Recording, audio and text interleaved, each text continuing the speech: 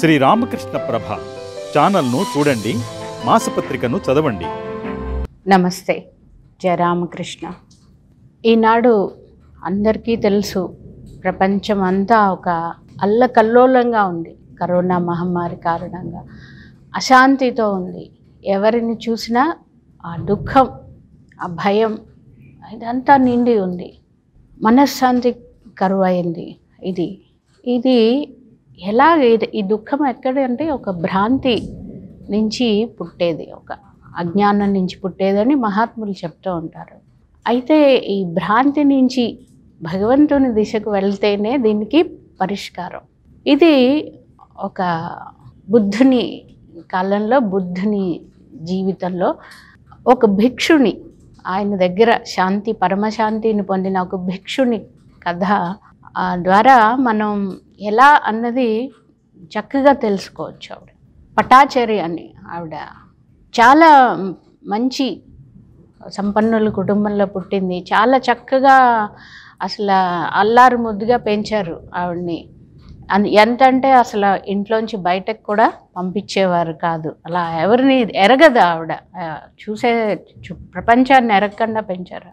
So కొంత వయసు వచ్చేప్పటికీ ఆవిడ తనకు ఎదురుగుండా కనపడుతున్న సేవకుడి యొక్క ప్రేమలో పడింది.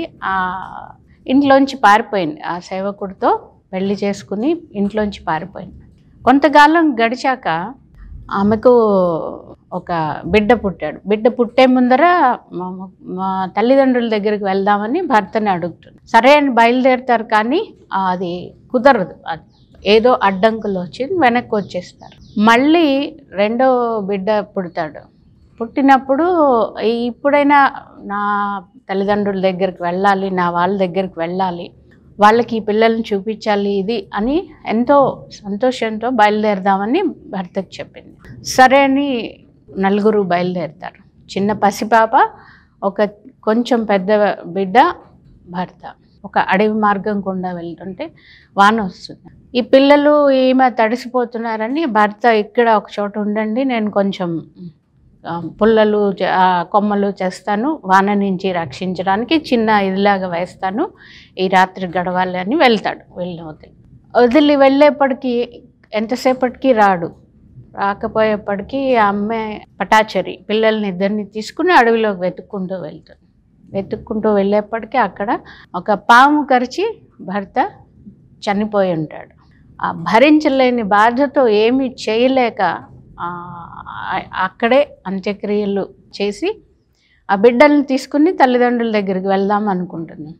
ఈలోగా ఈ భారీ వానలకి మధ్యలో ఒక వాగు పొంగుతుంటే ఆ పెద్ద బిడ్డనేమో గట్టు మీద ఉండు నాన్న, నువ్వు ఇక్కడ ఉండు, నేను తమ్ముడిని అక్కడ దింపి వస్తాను అవతల వైపు అని చెప్పి అవతల వైపుకి వెళ్తుండగా మధ్యలో ఏమవుతుందంటే నీటికి తడిసిపోతాడేమో అని బిడ్డ తల మీద పెట్టుకుంటుంది. చిన్న బిడ్డని, పసిపాపని పెట్టుకుని దాటుతూ ఉంటే ఈలోగా ఒక పెద్ద గద్ద వచ్చి ఆ బిడ్డని తన్నుకు వెళ్ళిపోతుంటే గోళ్ళు ఏడుస్తుంది, అరుపులు కేకలు పెడుతూ చేతులు ఊపుతూ ఉంటుంది. పాపం ఊపుతుంటే ఆ చిన్న బిడ్డ, గట్టును ఉన్న బిడ్డ, అయ్యో అమ్మ రమ్మంటోందేమో నన్ను అనుకుని, చిన్నవాడు కదా అర్థం కాదు అనుకుని ఆ అబ్బాయి నీటిలోకి దిగిపోతాడు. అమ్మ దగ్గరకు పరిగెట్టుకొద్దాం, ఆ ప్రవాహంలో కొట్టుకు వెళ్ళిపోతాడు.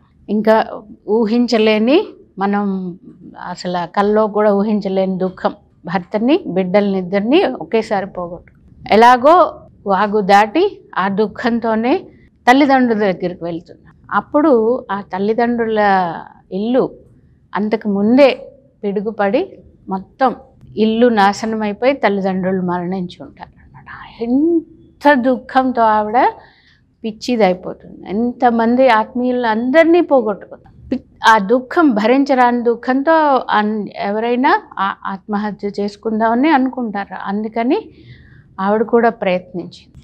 అప్పుడు ఆ నగరంలోనే పరమ కారుణ్యమూర్తి, ఎవరి పేరు తలవగానే మనసుకి ఒక అత్యంత ప్రశాంతత పొందుతామో, కారుణ్యమూర్తి, ఆ ప్రేమమూర్తి, ఆయన బుద్ధుడు అక్కడే ఆ నగరంలోనే ఉంటే ఆ చుట్టుపక్కల వాళ్ళు ఆ పటాచరిని బుద్ధుడి దగ్గరికి తీసుకువెళ్తారు. బుద్ధుడు చూస్తాడు ఆవిడని, ఆ దుఃఖంలో పిచ్చిదానిలాగా ఉంది, ఎవరు చెప్పినా ఏమీ వినే ఇదిలో లేదు. కానీ బుద్ధుడు చెప్పాడు, అమ్మా నీ దుఃఖం మాకు తెలుసు, చాలా దుఃఖాన్ని తీసుకున్నావు, అనుభవిస్తున్నావు, కానీ ఈ దుఃఖం అంతా భ్రాంతి జనితం.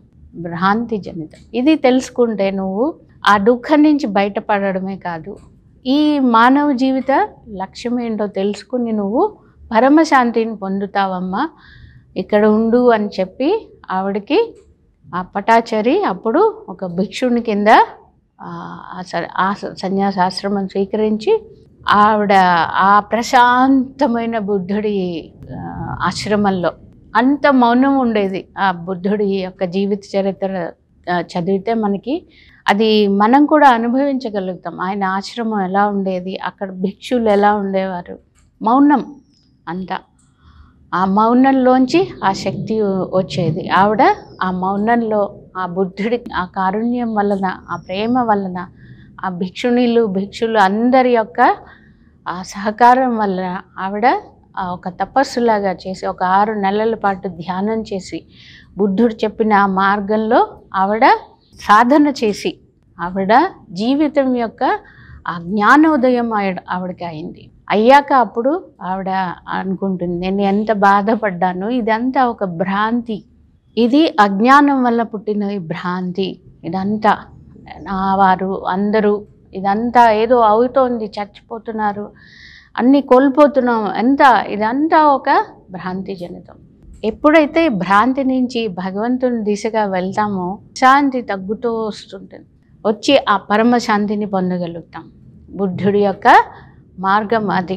ఆయన ఆ పరమశాంతిని ఇలాగా పటాచరికే కాక ఎంతోమందికి, ఆయన జీవిత చరిత్ర చదివితే ఎన్ని వందల మంది ఈ అశాంతితో ఉండే వాళ్ళందరూ ఆయన పాదాల వద్ద ఆ విశ్రాంతిని పొంది ముందుగా ఆ తర్వాత భిక్షులుగా మారి పరమశాంతిని, ఆ నిర్వాణ స్థితిని, ఏ స్థితిలో అయితే మనం ఆ పరమశాంతిని పొందుతామో ఆ శాంతిని పొందారు.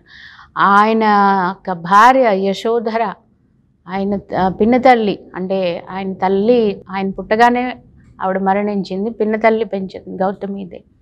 ఆవిడ, రాహులుడు ఆయన కుమారుడు, అందరూ కూడా ఆ బుద్ధుడి మార్గాన్ని స్వీకరించి ఆ నిర్వాణ స్థితిని పొంది పరమశాంతిని పొందారు.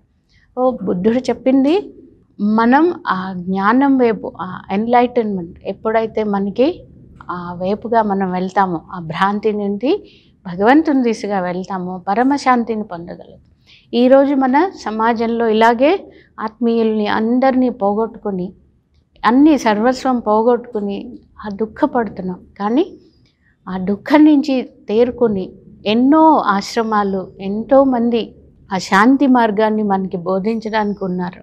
ఆ పరమశాంతి ఒక్కసారి ఆ ఆవరణల్లోకి, ఇలాంటి ఆశ్రమాల ఆవరణల్లోకి అడుగు పెడితేనే ఆ శాంతి యొక్క అనుభూతి మనం పొందగలుగుతాం. ఆ పొంది ఆ మార్గం ఏంటి, ఆ జ్ఞాన మార్గం ఏంటి, ఆ పరమశాంతి పొందే మార్గంలో మనం పయనిస్తే ఈ భయంకరమైన భ్రాంతి నుండి మనం బయటపడి మనం శాంతిని పొందుతాం. ఎంతోమందికి మనం చూసి ఇంకొంతమంది ఆ మార్గంలోకి పయనించే అవకాశం కూడా, దుఃఖోపశమనానికి ఆ భ్రాంతి జనితమైన ఆ భ్రాంతి నుంచి, అజ్ఞానం నుంచి బయటపడడమే మార్గం. ఇది మనకి పటాచరి జీవితం మనకి నేర్పుతుంది. ఇలాగ మనం కూడా స్ఫూర్తి పొంది అటువంటి జీవితాల నుంచి ఆ శాంతి వైపు మనం కూడా పయనిద్దాం. జయ రామకృష్ణ.